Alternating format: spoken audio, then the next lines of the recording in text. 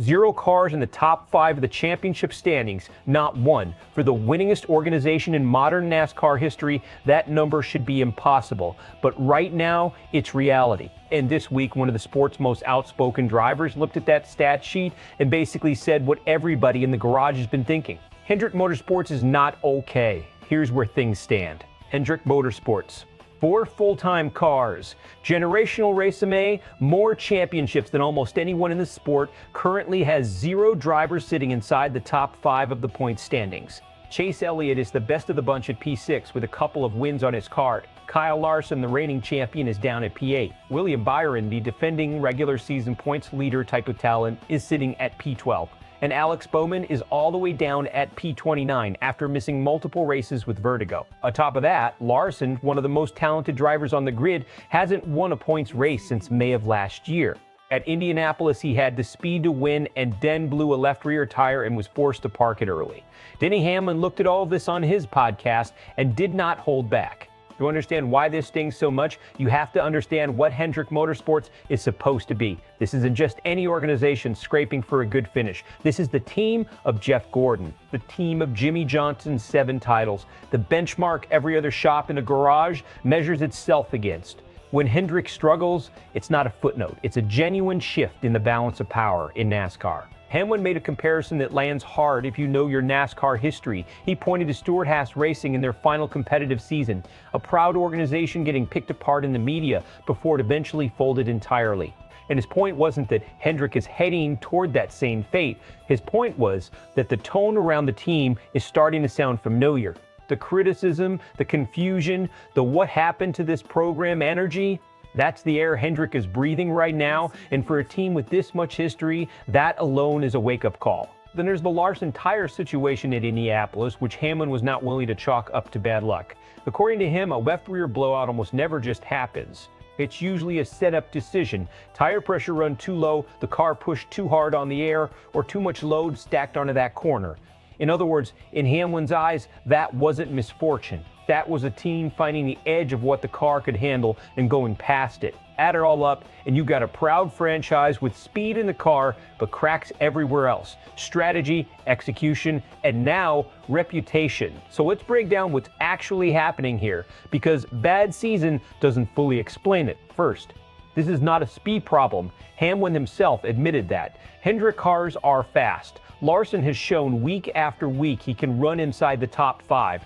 That's the most alarming part for this organization. Honestly, when a team is slow, you fix the car. When a team is fast and still not winning, you got a deeper issue: execution, strategy calls, or depth across the building. Second, look at the pattern with Larson specifically. A blown tire is not a random event in a sport this data-driven. Every team runs pressure ranges, load calculation, simulation models before the tires ever touch asphalt. If Hamlin's red is right and the team pushed past the limit at Indianapolis, that's not just one bad Sunday. That's a red flag about how aggressively this program is calibrating risk versus reward. In a sport where one small miscalculation costs you a race win, that's a dangerous game to keep playing. Third, William Byron sitting in 12th. That number alone tells a story. Byron has been a playoff caliber, race-winning driver in recent seasons. For him to be that far outside the picture points to something beyond one driver's form. It suggests the whole competitive package, pit strategy, in-race adjustments, execution under pressure, has slipped across multiple cars, not just one. Here's the strategic wrinkle though.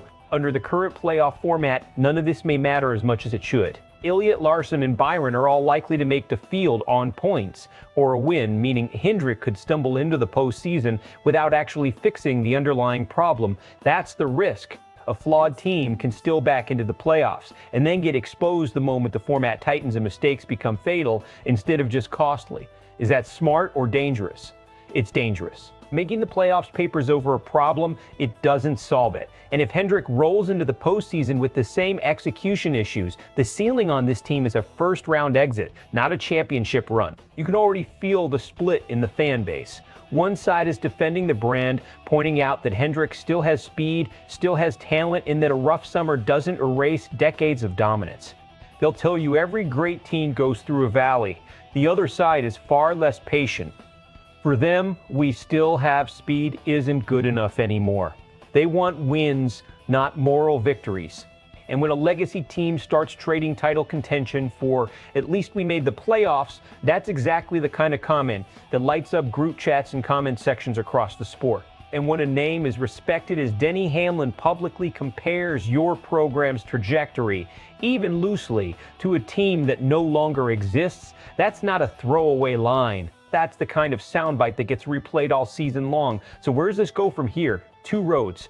Best case, Hendrick treats this stretch as the wake-up call. It clearly is. They tighten up strategy, dial back the aggressive setups that have been biting them, and let the natural speed in these cars start converting into finishes instead of near misses.